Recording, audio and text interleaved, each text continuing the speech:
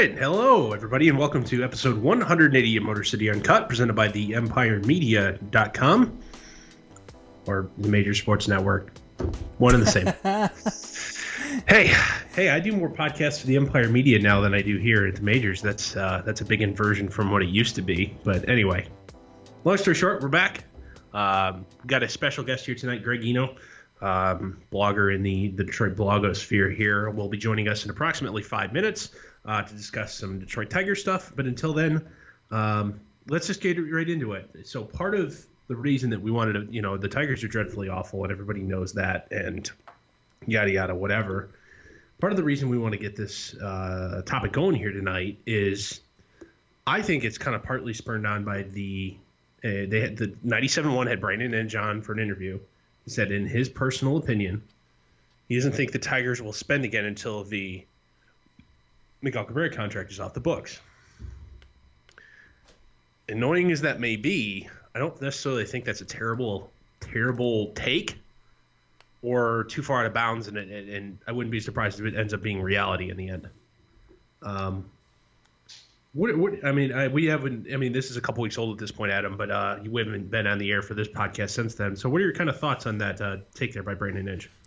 I mean, I don't necessarily think he's wrong. I think given the track record so far of a guy like Chris Ilitch, it certainly seems, and that's kind of like that's the title of the show tonight.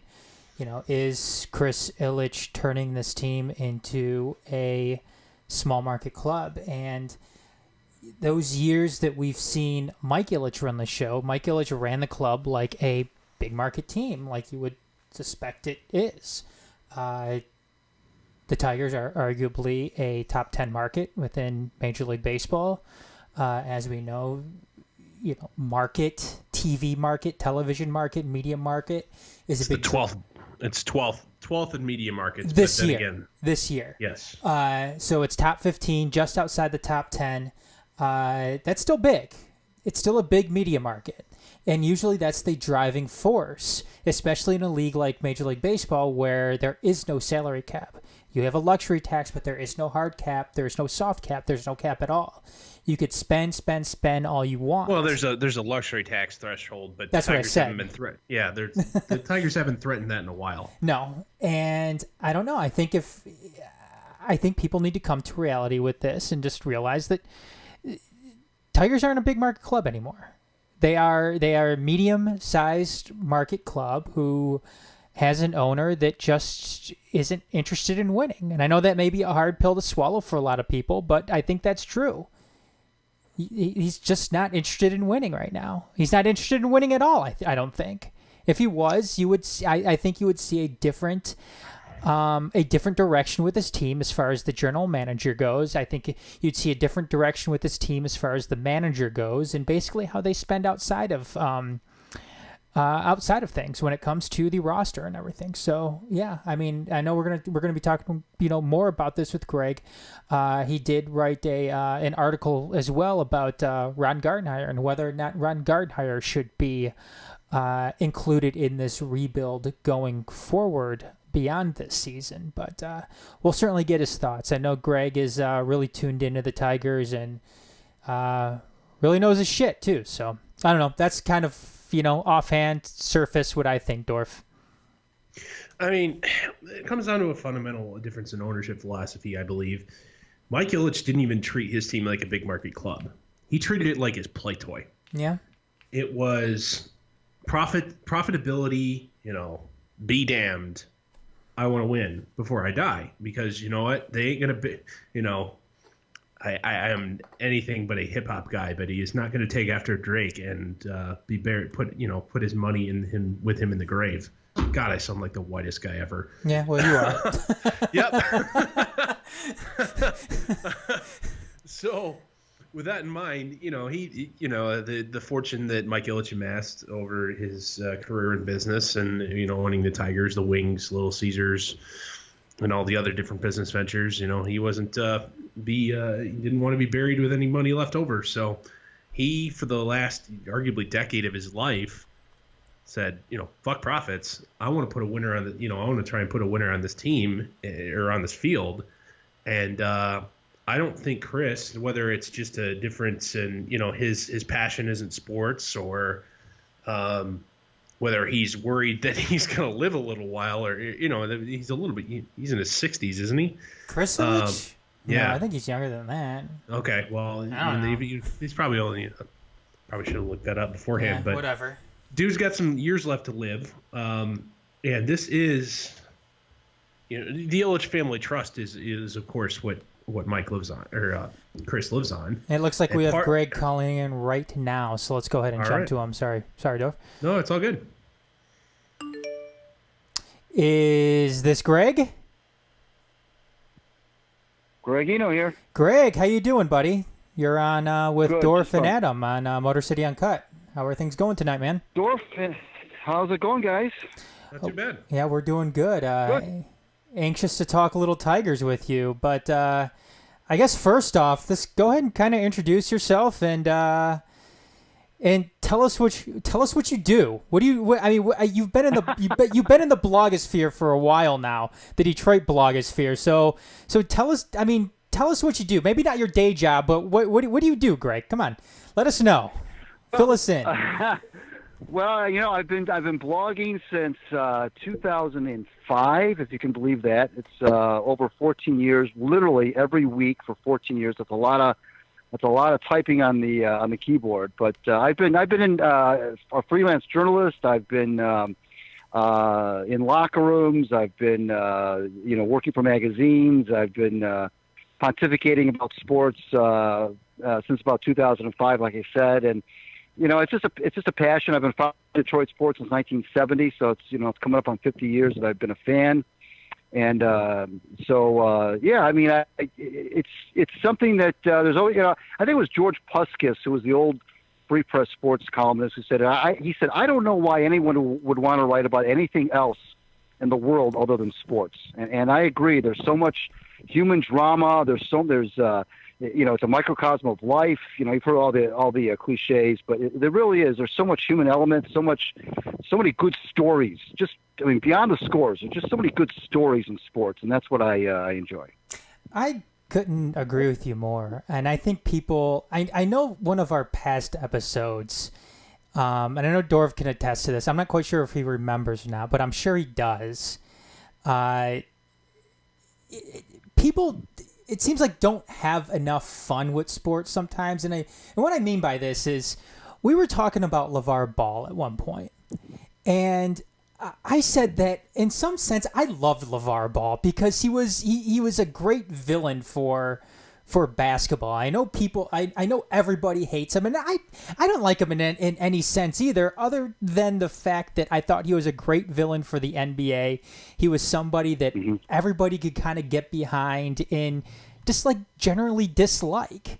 But I think that kind of goes hand in hand with the stories you're talking about, that, sports or some of the drama off the court or off the field or off the ice kind of generates. And I think stuff like that is fun, though. Do you think people kind of lose focus and lose sight of what's fun in sports?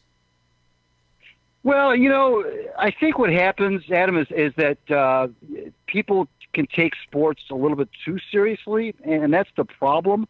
That's the fine line. There's a fine. I mentioned, a microcosm of life a few minutes ago, but the problem with that is that you can take it too far and take these things way too seriously. I think your comment about Ball, though, is pretty accurate. I think that it's nice to have villains. It's nice to have, and that's part of sports. That's part of that drama I was talking about. You have to have those players and those teams that wear the black hats.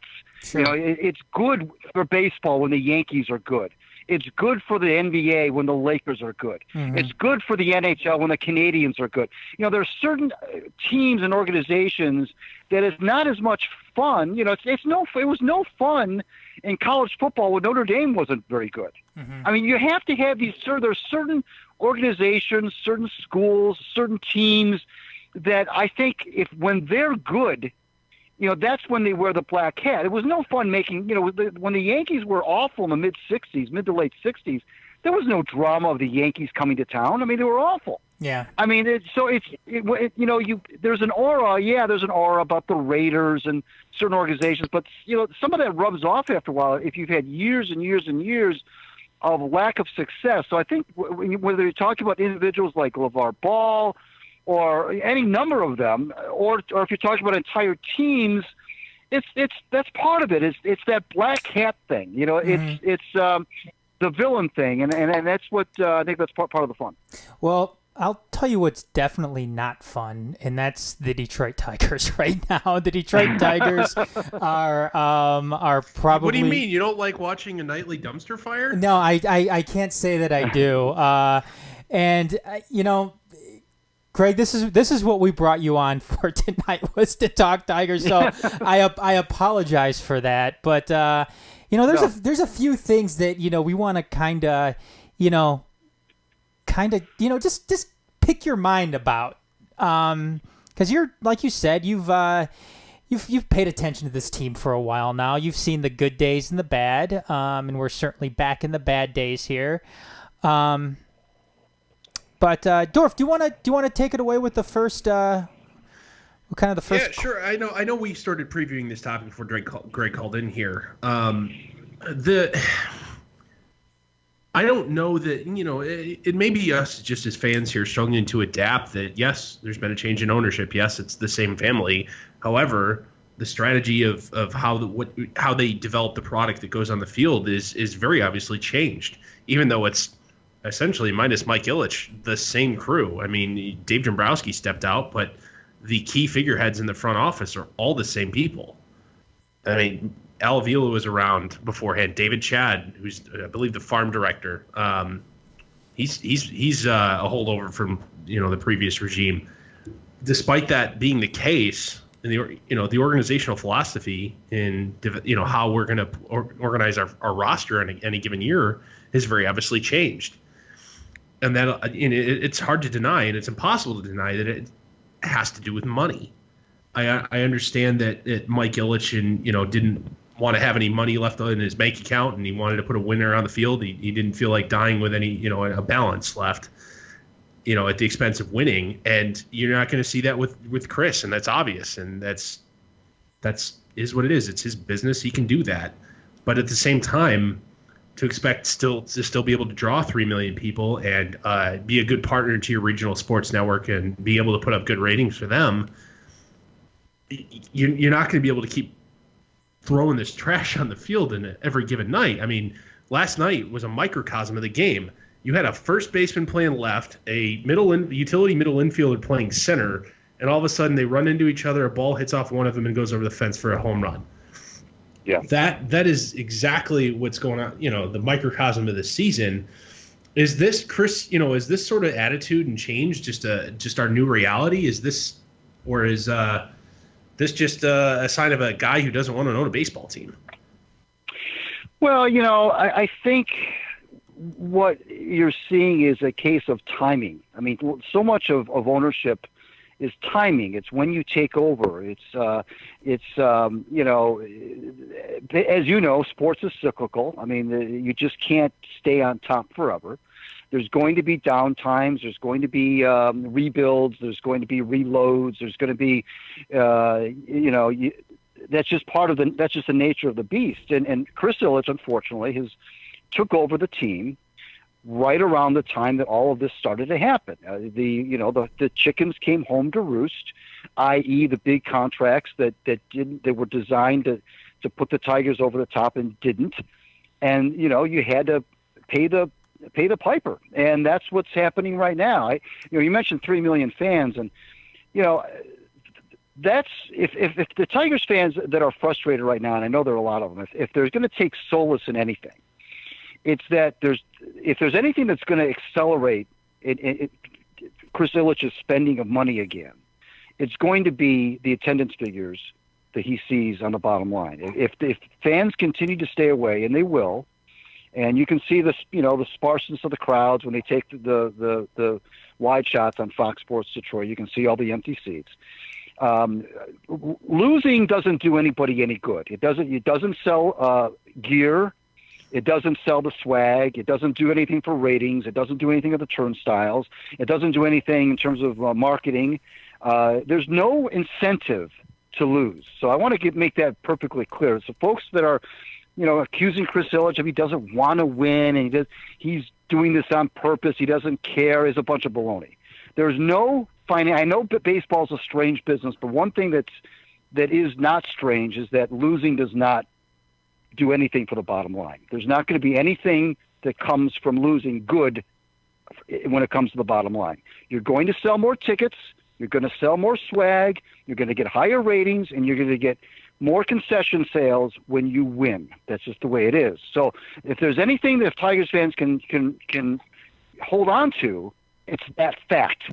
And if no businessman wants to hemorrhage money ad infinitum, there's going to be a stopping point. Now the question becomes, when will that tipping point be when the Tigers start to reach outside the organization and sign some people to bring in here? Yeah, because Greg, right now it seems like, according to Brandon Inge, and it seemed like this is what Brandon Inge was alluding to, what was it, a week or so ago on 97.1, when he basically gave his opinion that the Tigers weren't going to spend until the Miguel Cabrera contract was off the books. And what is that, 2024 then? That's three. Well, there's option years. He's got 3 left mandatory, and then there's a couple vesting options, which, unless of course he becomes a spring chicken again, which ain't happening, aren't going to vest. Yeah. So, is it reasonable, or is it? Can fans wait that long?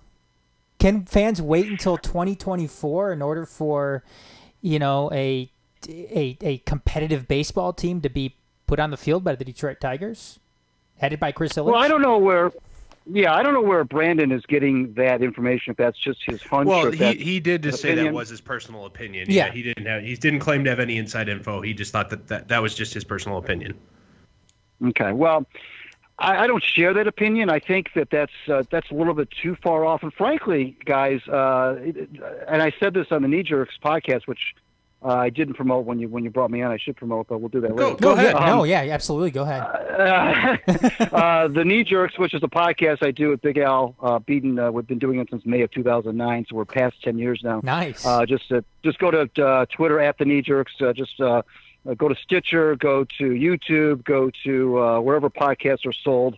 You'll find just type in the Knee Jerks Detroit and you'll find us. Anyway. We talked about this very subject the other day, and I said, look, the selling off of the asset. Every rebuild, you guys know this. Every rebuild has its phases, and phase one is getting rid of the assets, selling off as many assets as you can, trimming payroll, gutting payroll as much as you can. That's step one. The way I see this rebuild, we're pretty much past step one now. There really aren't any more assets to sell off. You're not going to sell off Zimmerman. You're not going to sell off Cabrera. Zimmerman comes off the books, I think, after next year. You're not going to sell off. Right. You're not going to sell off Cabrera. So that's really the only 2 contracts that you really have to worry about right now anyway. And like we said, Zimmerman's off after next year anyway.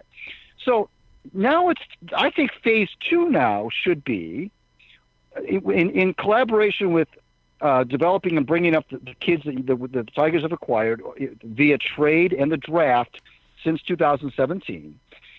Going along with that now is when you should start to think about going outside of the organization. And I'm not talking about spending.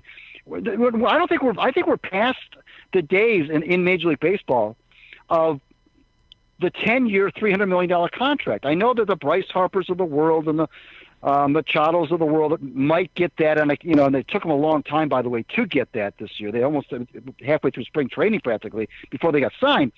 But you don't have to do that. I'm not advocating throwing away $300 million in 10 years for mega superstar. That's just, first of all, there's not really too many players out there that I think are really worth that. Number one, that are available. Number two, so you need to but you can do that at a lot. You can add pieces at a tier that's below that, or even maybe a couple tiers below that, and still improve the ball club. You guys remember 2003? Obviously, everybody's going to talk about Pudge Rodriguez coming here after that debacle, but it didn't start with Pudge. It started with Fernando Vina, who granted was a bust. But then Rondell White came over, and then the next year you added Magli Ordonez, and you added, then you made a trade for Carlos Guillen, and so you need to start to build around. You can't sell off any more assets. You can't. I don't know where else you can trim payroll. You got to start now. That's why my column about replacing Gardenhire, because I think you need to start to think about the next phase of this rebuild, which should be as early as next year. That's very, very true, Greg. There are assets that you could flip, but guys that are a little bit more mature but they don't cost any money. I'm speaking like specifically like a Nico Goodrum, or God, at this point, there's nobody else left. Right. So Nico Goodrum. Right. But Nico Goodrum will be a big league ball player next year, whether it's for the Tigers or somebody else. He may be the only guy, but at the same time, if you're going to be bad, he's the kind of guy that you want around, because despite his folly last night in center field, he's defensively competent in at least 5 spots. Where, you know what? If we're going to try some guys here, try some guys there, move some people around, he's the guy. He's a rostered guy that you're going to need. Now, is he more than a 2-win? If you're a fan of the WAR stat, I don't know or not. I mean, he's a 2-win ball player at peak. He's not a world beater, but at the same time, to act like he doesn't have a role in a big league club is just, despite some people's thinking, is just flat out wrong. But at the same time, the Tigers are not going to go and open next year with 5 kids in the rotation, despite what people want. I mean, they could. They're not. It's not going to be Mize and Bo Burrows and Matt Manning, whatever. Those guys might get a start or 2 each, and probably not Mize because of the injury this year. Down the stretch, I wouldn't be surprised if Matt Manning doesn't start a couple games before the end of the year. Bo Burrows definitely will start a couple games before the end of the year. You're not going to open with 5 of those guys in the rotation, and at the same time, you're gonna need to fill this team again with guys like Tyson Ross, with guys like Matt Moore. Like they tried to do this year. No one would have predicted that, the 2 guys that you signed to eat innings this year and make this product slightly less dreadful would die in April. Right. And no one really would have thought Josh Harrison would have been that bad. I mean, right. And then get hurt. So I think it's one more year of this kind of treading water, letting your farm grow up a little bit more before you can start going again. And also your comment about there's not really $300 million ball players anymore.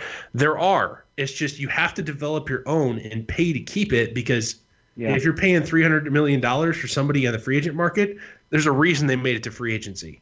There's probably something wrong, and you're going to overpay for somebody else's trash. Mm-hmm. Well, I would ask you this question: do you guys think Bryce Harper is living up to the contract that he signed? He never could. He was never going to. I mean, it was impossible. He would need to be, I know Mike Trout got, $100 million more than him, but at that level, believe it or not, Bryce Harper still has an OPS of like 950, which is an offensive player that's top 10 in the league. But he was never going to he would need to have in most people's minds, an OPS of like 1.2 to live up to that, which is, never really been done outside of Barry Bonds in like the history of baseball. And it seems like he's playing in the worst city right now as far as expectation and whatnot. It isn't just right now. That's like the state of Pennsylvania, because then you could even argue the Steelers are just as unrealistic with their fans every year expectations. It's Greg, as far as because you talked about these stages of these rebuilds, and we are going to get to that article that you wrote the other day on Ron Gardenhire, which is very good. But before we get to Ron Gardenhire, what about Avila? What are your impressions of him? Is he? Do you think that he's the guy to kind of oversee this next phase that the Tigers would be moving themselves into in terms of that rebuild, because Chris Ilitch just gave them a contract extension, and has the years been? Do we know how many years that was for? I don't know if that was ever released. No, you never will. Yeah. So, what are your thoughts on that, Greg? What are your thoughts in general on Al Avila overseeing this? Because it certainly seems like that's going to be the case now with that contract extension. Well, you know, and I wrote about Avila about a month ago, and I titled it the riddle that is Al Avila or something like that. We don't really know, guys, where Avila is in terms of capabilities to do something like this, because he's never had to do it before. I mean, to be fair to the guy, he's always been around organizations that have been, for the most part, successful. Yeah. He's been a lieutenant for a number of years, mostly under Dave Dombrowski, obviously.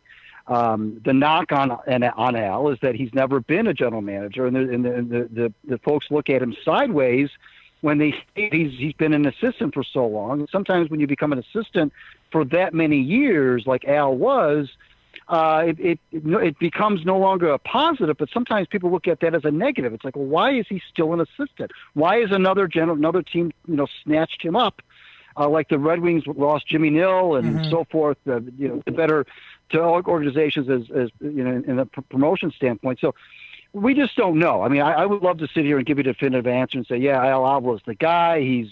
But I will say this about Al. He is. He's unlike Dave Dombrowski. He doesn't play things close to the chest, maybe to a fault. He's probably would be the worst poker player in the history of cards, because he doesn't have any sort of filter to what he says. He'll say things that don't even really help the trade value of his own players. He doesn't. He wears his feelings on his sleeve too often. But that being said, I think what he has done is he's done what you're supposed to do in these things so far. He's sold off assets. He's gotten prospects. He's I don't know what else. I don't know what fans would expect somebody else to do in the past 2 years that Al either A, hasn't done, or they wish that Al wouldn't have done that he has done. I don't know what that another executive in baseball, given the scenario that Al stepped into, which, by the way, was, kind of sudden, in all fairness. I don't know where, that's another aspect of bad timing, by the way.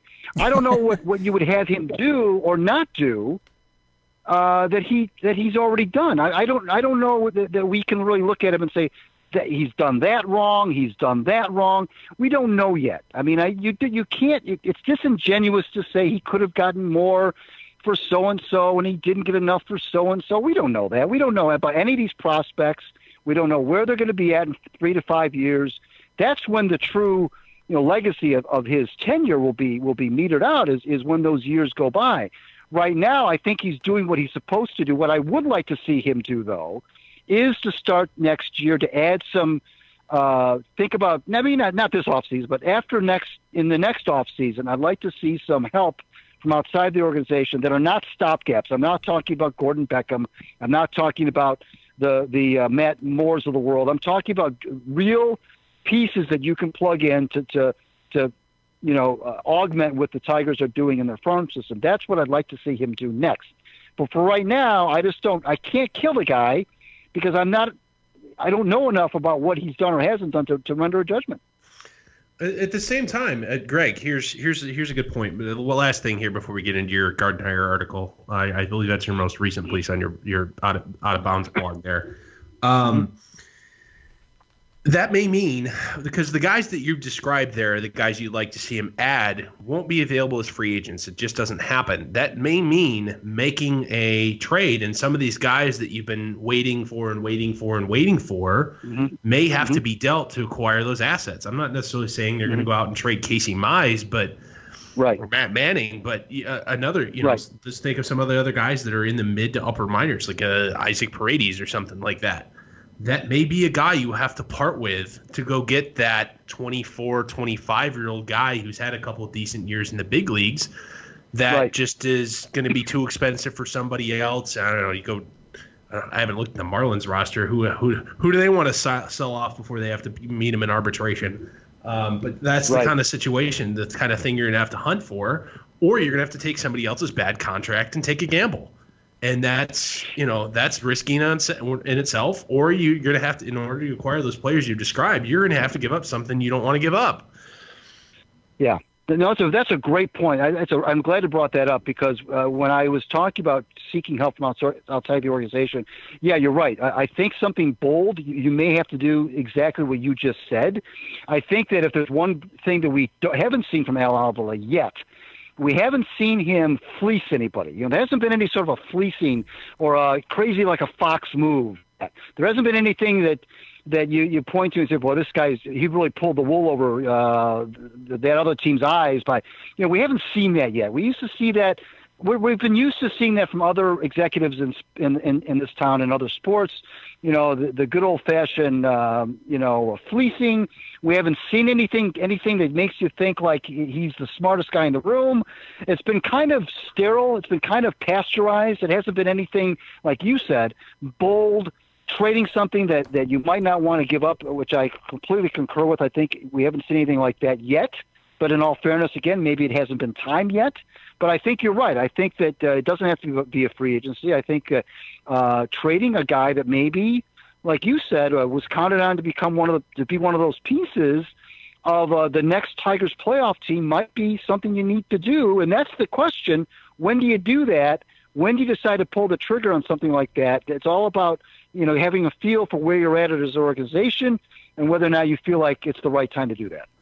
Not only that, it seems like Tigers fans sometimes overvalue their own talent when it comes to and they. It isn't just Tigers fans, man. No, you're right. Everybody overvalues their own internal prospects. No, absolutely. Right, yeah. And I'm not necessarily talking about prospects, though. I'm talking about, they don't understand. They may not understand the situation. They may overvalue a guy. Take, for instance, Nick Castellanos. Nick Castellanos is a guy he's going to be a free agent after this season. He's limited in what he can do in the field, and he's going to hit you in the high twos. I know a lot of people here in Detroit are going to want, the world in return. I know that's something that Al was looking for in return as well, and I didn't have a problem with that. I thought that if you're asking for something in return, why not shoot for the moon? Why not get a nice, a 25-year-old who can play every day for you, and in addition to some prospects as well? Why not ask for that? But I know a lot of people too were having a big problem with the JD Martinez trade. When they unloaded him.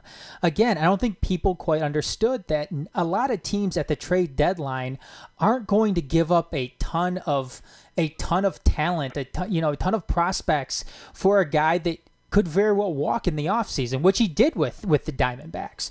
So that's kind of the fine line that you kind of have to walk here too as a general manager, and having to deal with these things and kind of deal with the fan backlash that comes along with it. So as far as the fleecing goes, I completely agree with you, Greg. I don't think that he has made that impact just yet. Hell, you could say that the closest thing that has come to that is when he traded his own son and Justin Wilson to the Cubs. Right. And what they got in return for that. So maybe that's what it is right now. Well, time will tell, but yeah. It's that's the one component. I think would be a fair criticism of Al, is that he hasn't done anything bold yet or anything that really makes you think, oh, this guy's he's crazy like a fox, and we just haven't seen it yet. Well, yeah, go ahead, Dorf. We're going to get into your Gardenhire article now here, Greg, but just one reminder for fans out there. One of the brightest young players in baseball was a first-time All-Star this year. Gleyber Torres, by the way, is only 22 years old, and this is his third organization. He was that piece that, God, this is maybe a damn good player, but you know what? We need to make a bold move now. He's a guy that has been moved twice already. Mm-hmm. Mm-hmm. And he originally signed with the A's organization, was traded to the Cubs, and I forget what deal that was, who he was involved with there, but then was dealt for Aroldis Chapman to the Yankees when they made that one trade for that playoff run. So, all right, Gardenhire. if you just want to take us through your piece here, I'll tell you what. I don't know if you had arrived at this conclusion that you did here. I'm gonna let you introduce this, but I was on this train. I don't know if you were before. The day he was hired. I'll just say that. Go ahead. Well, full disclosure, I was on board with the hire at the time. I thought that where the Tigers were, I wrote a piece about. I wrote a column the day after he was hired. I was on board with it. For where the Tigers were at the time, I thought it was a good hire. Now, I just read that piece a couple of days ago, and I cringed. You can't write these columns in invisible ink, unfortunately, because one of the candidates for that job was Alex Cora, or supposedly a candidate, which I dismissed. I wanted them to hire Dave Martinez. Again, full disclosure. I wrote that piece during this 2017 season. Dave's not done that bad with the Nationals. He's actually done a pretty good job this year. They were written off for dead in May. They've really turned it around recently. Yeah. So anyway. But now, as you know, Gardy was only given a 3-year contract, which I thought at the time was a little bit chintzy. But I said, okay, that's, the guy wants to get back into managing really badly. The Tigers are in the situation that they are. The impetus for me writing the piece that I wrote on over the weekend, which was basically saying that the next phase of the rebuild should include a new manager, was because I just felt like if excuse me, there's only one or two things that you do here with him. You either extend him, or you don't. And if you're not going to extend him, then what do you do with that 3rd year? Do you just let it play out next year? And if you do that, then what are you judging him on? What is the basis at that point to whether or not you bring him back for a 4th year? Or do you just let him manage that 3rd year and just let that contract run out, which I think would be kind of silly. I mean, why would you just let a lame duck guy just run out a 3rd year with no hint of an extension and just let the thing die out and then you hire a new guy? I just think that there's one of two ways you go here. And I believe that the way that this rebuild is going, it's clear to me that there are players that are in the organization right now that are going to be here long after Ron Gardenhire is going to be here. And I just believe that the next guy they hire, and I think Al Avila has one more manager hire in him, that's going to be kind of make or break him, is when you do it, you hire the guy that you think is going to be in the dugout when the Tigers play their next playoff game. I don't think that Ron was brought in here in 2017 to do that. And I still don't think he's going to be the one that's going to do that. So if he's not the one that's going to do that, and if you're ready to turn the corner a little bit with this thing, then to me, it makes sense to, and by the way, guys, this is all predicated on whether or not Ron even wants to come back. We don't even know that. I mean, he may decide that he's had, the 2 brutal years of well over 200 losses combined. He may decide, you know what? I don't even want to come back. Yeah, the losing's beating me up. I'm 61 years old. I'll retire. I'll go back to Oklahoma. I'll enjoy my golden years, and that'll be it. We don't even know. So, assuming he wants to come back, if I'm him, I'm going to go into this offseason asking my boss, guys, what do I need to do to stick around here a little bit longer? I want to manage these kids when they're good again. What do I need to do? So what do the Tigers do? Do they extend him or do they not? And my opinion is this is the time now to hire the guy that they feel is going to be in the dugout when they play game 1 of the ALDS. And I just don't think that it's Ron.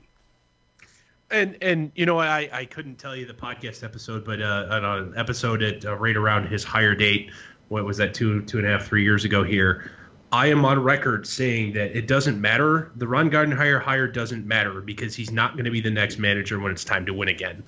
And right. An on-field manager really can't screw up a rebuild.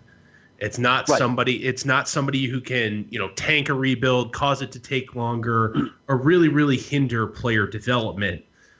So with that in mind, I said it didn't matter, and everybody's like, "Are you happy with it or upset?" I'm like, I don't care. It doesn't matter. He's not going to be here when it's time to be good again. So, and I don't think you're wrong here, Greg. That I'll tell you what, it's very, very rare. It never happens in sports unless, of course, a guy's been around in the same team for like a decade that he's ever coaches in the final year of a contract. Yeah. The guy either gets moved on from by then or gets extended before that final year. Right.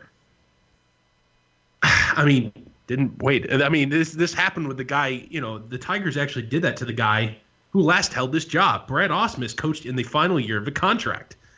I would be entirely surprised if that happens with Ron Gardenhire. I mean, it wouldn't be the first time a manager says, walks into a GM's office at the end of the year and says, extend me or fire me. I'm not going to coach in my final year of a deal here. And he gets told to, all right, then, man, see ya. Do you think it's different, though, for a guy like Ron Gardenhire who is, towards the end of his career?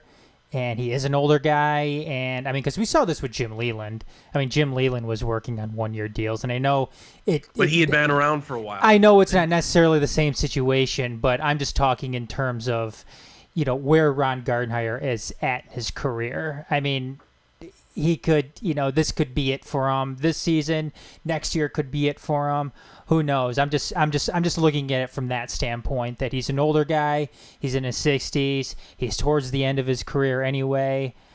I don't know. I'm just throwing something against the wall, saying it'll stick. That's all I'm basically doing. You know what, guys? If Ron wants to come back, and again, we don't know yet. We don't know if he's going to, manage the last game in October and then announce that he's done. Yeah. I don't know, but let's presume that he wants to come back. Okay. I don't see a guy of his ilk. Now, you can make fun of his record and all the 90 lost seasons, and I get it. But still, somebody who is a baseball lifer like he is, I don't see him going to spring training next year with the very questionable roster that he's going to have next year, and say and look at his contract situation as being running out at the end of the year with no extension, and manage. I just don't think that, you talked about the extend me or fire me thing. That's exactly what happened with Buddy Bell. Buddy told Randy Smith, look, I want to know, this was late in the 1998 season. Buddy was in his third season. He said, I want to know where I stand. And they didn't have a very good relationship to begin with. But so Randy Smith said, well, if you really want to know, like Dorf said, there's the door. And that's what got Buddy Bell fired. And I think, and the Tigers don't usually fire managers during the season. It's very, very unusual. But that's what got Buddy fired, because he wanted to know outside of the Phil Garner firing at game 8 or whatever. Well, yeah, it was. yeah. They're very infrequently of the Tigers fired managers in the middle of the season. So So I mean, but I just don't know why Ron would do that. Why would he put himself potentially through another 100-loss season next year, not knowing if he's going to come back after the end of it? It just doesn't make any sense to me. It makes perfect it makes perfect sense from where you're coming from, Greg. I really don't know why he would either. I think if this team was decent, if they were mediocre even, then yeah, you could certainly see it happening. But yeah, he's in a tough spot right now, definitely. How many coaches and managers do you guys know of who go through a rebuild entirely? I mean, from the beginning of the rebuild through its entirety, come out and still being the manager or coach and manage or coach that team when they're a playoff contender. It's so infrequent. I mean, I don't have any research on top of my head. I'm racking my brain, and I can't come up with anybody. Right. So, and I'm looking through multiple sports too. I mean, maybe the closest. I mean, at least here in Detroit. No, because they were the reason why they got Scotty Bowman is because Brian Murray couldn't get the job done. But right, one guy that I was thinking of was maybe Brian Murray. Maybe Jacques Demers when the Red Wings made the playoffs. Towards the end of the 80s, after suffering, the seasons that they had to suffer through during that time. But even when they did make the playoffs towards, the end of the 80s, they still weren't really that good. I don't know. I don't think there ever really was. I mean, when Sparky Anderson had the Tigers, I mean, they were obviously good when he first had them, and they were not good at the end of his tenure there. Right. I couldn't tell you, Greg. I don't know. I really don't. I mean, shelf lives in professional football are so short that you'll never even see that happen. Right. I mean, so I guess what we're saying, we all can agree on that. We all can agree on that. So sorry, I'm gonna stop. You go ahead. No, I was just going to say, we can all agree, since we're all stymied here, we can all agree that hardly ever happens. So since it hardly ever happens, then like Adam said, there was no, and that's what I said in my column. There was no thought that Ronnie was going to be the manager when the Tigers got good again anyway. So, and that by itself is not a reason to let him go, but I'm just saying that this shouldn't be come as a surprise to folks that I'm suggesting this, because this is just, it wasn't a matter of would Ronnie be, would he not see the end of this rebuild, but when would you bring in the next guy? And the next guy, that's the key hire. Because you don't bring in another transitional guy. You don't dare do that. You bring in a guy that you think can be the guy. Now, there's some really big names out there. Obviously, Joe Girardi. Joe Madden might be available. Yeah, can you imagine that? If you're talking about being bold, if the Tigers are going to be bold and do a Sparky Anderson 1979 thing and bring in Joe Madden, well, then all of a sudden now you're maybe you will get 3 million people in the stands. But it's all about who's available and what they think the direction is. But you know what, guys? I have a funny feeling that with Al Avila's very homogenized, middle of the road kind of a career so far, that he would probably bring Ronnie back or at least try to for 2020, and then we'll see what the fur fly. Well, go ahead. All right, Dorf. I got. Would it be even out of line? Say that the Tigers aren't. Al Avila goes shopping for the guy in the offseason, doesn't find what he wants. Would it be entirely out of line to then give, Al Avila a 1 or 2 year extension, giving him 3 additional years, 2 to 3 additional years total, and punt that decision till the following offseason? I mean, is that entirely out of line? Because if just based on the way things are going and guys that should be available in free agency in the next 2 years, I don't know that it will be time to win again until 2022 or 23. And I don't think you need to necessarily get the guy this offseason if you choose to do that. I think you may be able to punt that decision another year or two and not slow anything down. Is that a silly idea? No, it's not silly at all. I mean, that's fair. That could definitely happen with Al. It's very possible that'd be the case. By the way, if that's what they choose to do, I wouldn't kill them for that. I mean, because you can make an argument in that direction, but I'm just saying that I don't see Ronnie being here when the Tigers are contenders again. So my feeling is, why not get an early jump on the guy that you think might be here? Let him work with these kids. Let him get a feel for them. But if they do what you suggested, it wouldn't be the end of the world. It probably wouldn't excite the fan base that much necessarily. Although a lot of the fan base tend to defend him. A lot of the fan base tend to defend Gardy. They tend to be more on Al Avila's case than they are Ronnie's, which I can understand. But my beef with Ronnie is that he came here saying the Tigers were going to play fundamentally sound baseball. That hasn't happened. It just hasn't happened. All right. Yeah, it hasn't. I think that Dorf and I can both definitely agree with you when you mention the next guy. You want to see be a younger guy and an analytical guy. I think that's something that Dorf and I can both get on board with as well. I want my baseball version of Sean McVay. There you go. I don't care if the dude's 28. I want my baseball version of Sean McVay. Yeah. Right. But that's the trend all over baseball, guys. If you look around MLB, you're seeing it's the GMs are getting younger, the managers are getting younger. In my day, you didn't dare hire a manager who was under 40 or under 45 or 50. But now, and the GMs were all in their 60s, and they all were old-looking guys, and they're old weathered, and now you got these GMs that look like they're college students. I can't believe how young these kids look. I call them kids. That's what happens when you hire all the guys that are good at math. They all tend to be younger. Right. Right. And here the Tigers are with an old manager, an old GM. It's kind of bucking the trend. Yeah. I don't think that's a positive. Right. Greg, Right. Greg, though, why don't you go ahead and throw out some promotion one last time though tonight? Sure, thank you. Just my it was mentioned earlier. My Out of Bounds WordPress blog is just that, Out of Bounds. Just search Out of Bounds Greg Eno.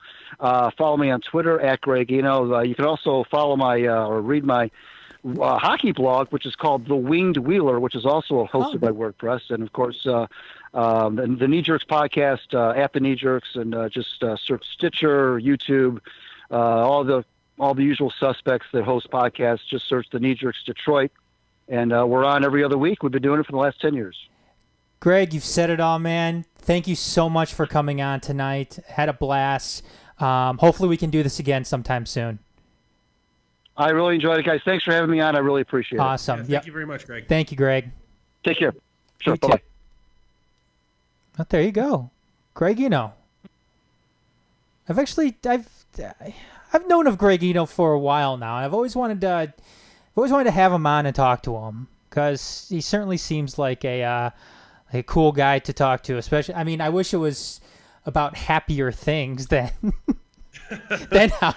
Oh no, we suck again. Yeah, then how bad the Tigers suck and how long it's gonna last for. So hopefully the next time we have Greg on, it's something much more positive than what the hell the Tigers are going to be doing next in terms of their rebuild. Hopefully, like I said, hopefully it's something more positive, Dorf, the next time Greg comes on with us.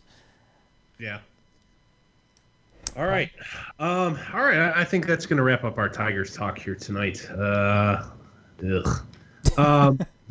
Next thing I want to talk about here is it's time for Jim Harbaugh's annual Put Foot in Mouth segment. Is it that time of the year again? It is that time of the year again. Football is in season, so with that in mind, it's time for this time he goes after former Ohio State. Well, he was an interim head coach, defensive coordinator, defensive assistant before that. Now the head coach of the University of Cincinnati, Luke Fickell, in regards to the James Hudson transfer. So James Hudson was a offensive lineman at Michigan who left to go to the University of Cincinnati and tried to apply for immediate eligibility due to extenuating circumstances. His appeal was denied by the NCAA. He's going to have to sit out this next season.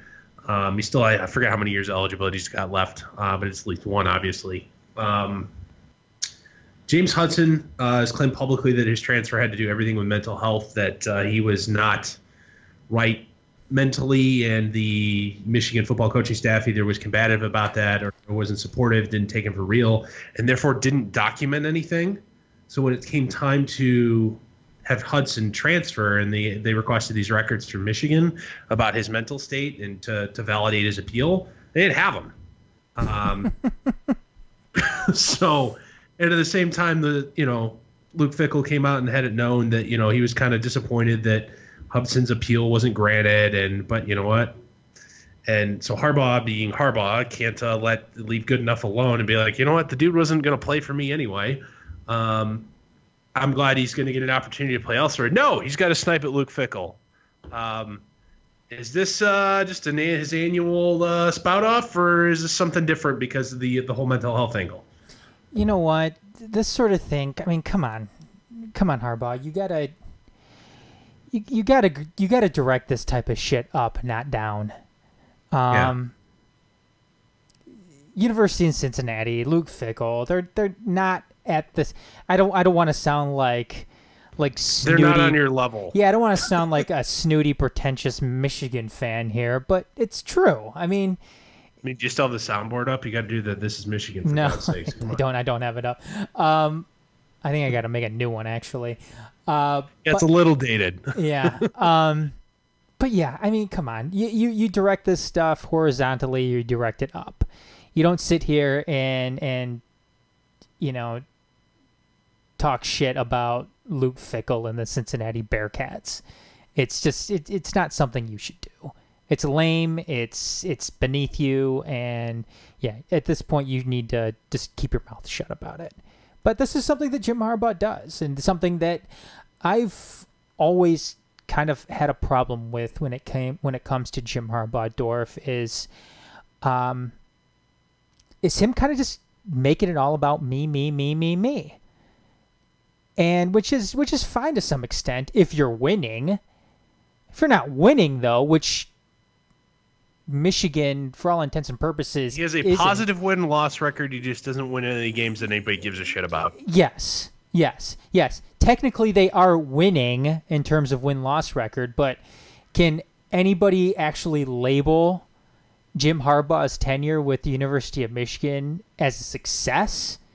And do you think his tenure and what that's brought upon warrants and justifies him going and doing shit like this?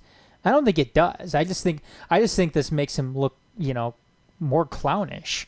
Well, in this instance, I totally agree with you. However, I think the previous instances of Jim Harbaugh's annual spout-off, while they annoy some people, are for lack of better term, a big dick power move, where it's, you know what, you don't, for even subliminally or directly, you want to come play for me, I've got the biggest dick in town, and I will. It's a dick measuring contest, and at the same time, we've got world-class facilities. We put people in the league all the time. You'll be nobody's bitch, and that's attractive to potential prospects. That's attractive to fans that are overly sensitive. However, you're playing with fire here, because you're now going after and perceivingly bullying a guy who left you because he couldn't, because of mental health reasons. Yeah. Like, optics are and not to mention, it's not like you're, oh, by the way, Lincoln Riley sniped at Jim Harbaugh today too, in regards to another offensive line transfer down to Oklahoma. But it's not like a guy that, he's going to a school that's less prestigious, doesn't generate as much talent. You don't even ever will play outside of if you schedule them in a non-conference game. Like, they're not on your radar. Like, what the frick do you gain by going after Cincinnati, or let alone a guy who's, mental health is a big, important thing now. I think you can fairly well say that in a macro perspective, the stigma is gone from talking about it. You're going after a guy. Oh boy, you're not going to get anybody to defend you on this one, dude. Like, pick your targets a little bit better. If you're gonna try and show off that you have the biggest dick in town, pick your target a little bit better, man. And that's the biggest thing here, Dorf. Not the dick measuring contest, but it's the mental health thing. I mean, at some point, dude, pull back a little bit here. Don't be making don't even say it. Yeah. Here's the other thing. We say, if you're going to say anything at all, we wish James Hudson the best in his future endeavors. Yeah. That's it. Absolutely. That's it. That's all I got to say. Or next question. Like, I'm not even, this isn't like the previous years with the Yellow Submarine or who's got it better than us or anything like that. Those were all fine. It was annoying, but they're fine. This, not so much. Yeah. Yep. Totally agree. All right. Anything else you want to do on Michigan football? We will have a preview show here before the season starts. We promise you that. We will go around we'll at least do Michigan State. I don't know that anybody gives a flying, what about the MAC teams in the state. So no, we will be doing Eastern. Especially. No, we won't. Why not? I know we both went there, but no, we won't. Because we don't want to be doing radio for two, man. You're no fun, Dorf. Yeah, I know. You don't see anybody hosting a podcast for Locked On Eagles. Oh wait, I mean, as in Eastern Michigan. Like, their big blog isn't around anymore. Yeah, it's because like the one dude it was a one-man band, and he's like, "Fuck this, I got real shit to do." Anyways, is it cut room floor time? Yes, sir. All right, cut room floor. Local guy, John Schreiber, who was a prospect for the Tigers, made his big league debut this week after simmering in the minors for 4 or 5 years. It did not go well. He's been optioned back to Toledo after getting, I believe he made 3 appearances and got beat up pretty good in all 3. It's not like whatever. He was like a late teens round pick anyway. The fact that he's gotten you outs period is a positive. It's not like he's going to be out of the org, I'm sure. This won't be the last time you'll see him on a big league mound. No. Golden Tate's suspension. I know he's no longer in Detroit, and this is a Detroit-centric show. However, Golden Tate lost his appeal of his 4-game PED suspension. The only reason I want to talk about it is because Golden Tate, I never met the man. Seems like a decent dude. I'd love to believe him. He was popped for having a female fertility drug in his system, which is exactly what you do if you're trying to mask storage use. Yeah, because you and I were kind of texting back and forth with each other the other day talking about the Manny Ramirez thing. Like, that's exactly what you would do if you're trying to hide steroids. Golden Tate said, hey, my wife and I are struggling to have a child. This is something we were on to try and, help that out. I thought they just had a kid, too. Didn't they just have a kid? Well, that doesn't mean that they're... I know they don't want more, but I don't know. Yeah, this is something that happened. I failed it because of that. I realized exactly what it was as soon as I reported it immediately. I know that we're responsible for everything we put in our bodies, but I swear to God, this is a legit reason. I'd love to believe the guy, but at the same time, it's exactly what you'd take if you were trying to be sneaky. I want to believe him too, and you know what? Call me naive, but I am going to go ahead and believe him. I think that I don't think he really knew exactly what was going to happen with. I believe him. I believe him that him and his wife are trying to have more kids, and this is something he was trying to do to aid in that. I don't believe Manny Ramirez though when he tried to. I think that was just Manny being Manny. That was Manny being Manny and trying to circumvent the system there. But yeah, I'll believe Golden Tate. But again, this is just this is the NFL being the NFL too, and just having these.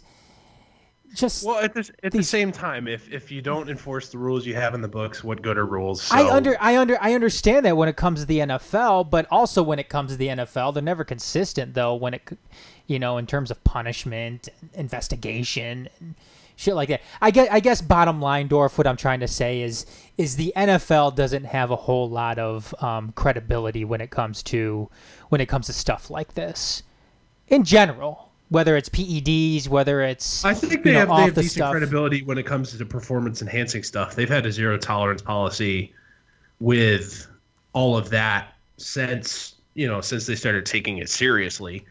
But it's all the other stuff that they would player conduct or personal conduct that they're wildly and crazily inconsistent about. Think they're still injecting players with that drug? Oh, absolutely.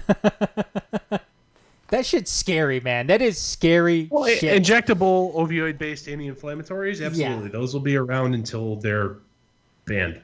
Damn, that is some scary shit. I wish I knew the episode that I think that was a Majors Live episode, but yeah. I wish I remember the one because I would invite anybody to go and take a look at that and just to kind of give some context about what we're talking about now. Well, I mean, just for example, I know that there was a big story about specifically the Pittsburgh Steelers and just walking into their locker room on game day in the morning, it would just be this giant table in the middle of it with just syringes with people's names on it. Yeah. Just out Toradol like it was freaking candy. Yeah.